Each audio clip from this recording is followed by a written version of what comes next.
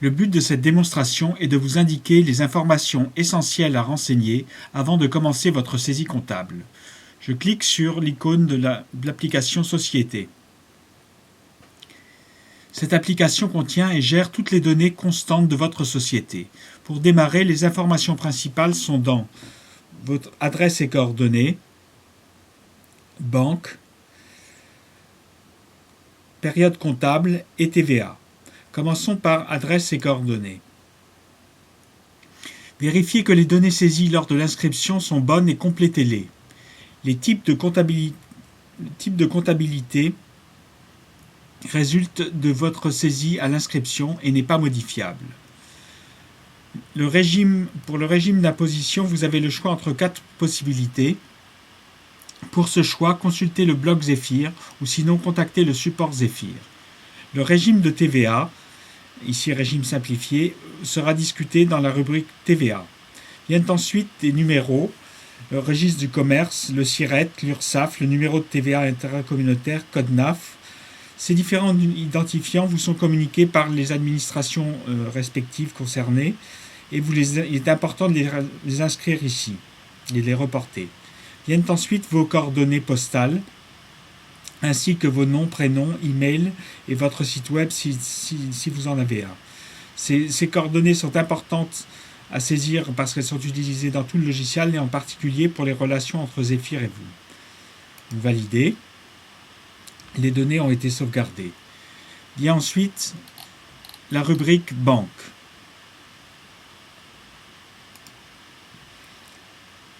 Lorsque vous vous connectez, il y a juste compte banque, on clique dessus.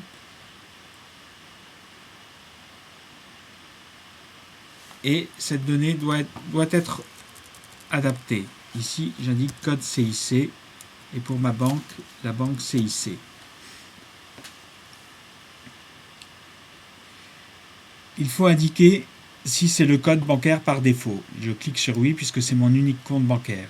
Il faut indiquer le type de relevé bancaire, carte bleue séparée ou incluse dans votre relevé bancaire. Cliquez ici, je clique sur carte bleue inclus dans le relevé principal. Le report de vos soldes d'exercice précédents, si vous avez un exercice précédent, sont indiqués. Si vous avez un problème par rapport à cette rubrique, contactez le support Zephyr. Ensuite, les données comptables de votre compte bancaire.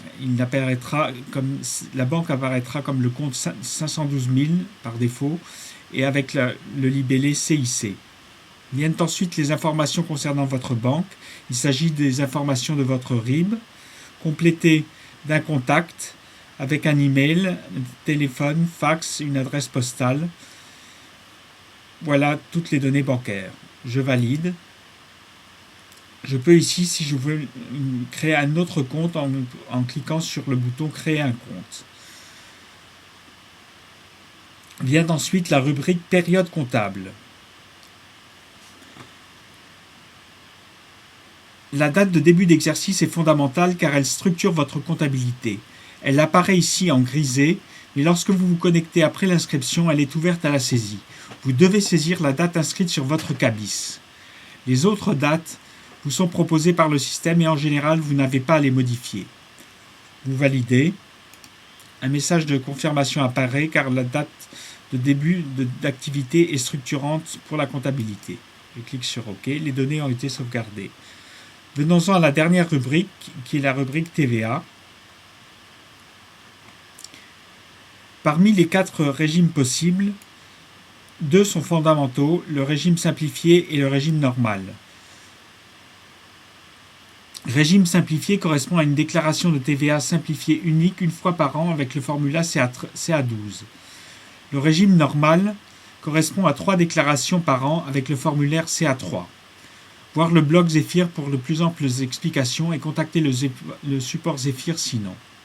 Pour le type de TVA, choisir TVA sur les débits pour les ventes de matériel ou TVA sur les encaissements pour les ventes de services. Je clique sur les TVA sur les encaissements car je vends des services.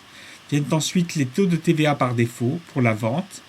Il est par défaut à 19,6. Vous avez le choix entre d'autres taux de TVA. Pour les achats, il est également par défaut à 19,6 et vous avez le choix d'autres taux de TVA. La devise est par défaut la devise du pays que vous avez saisi à l'inscription, en France l'euro. Je valide ces informations, elles sont sauvegardées.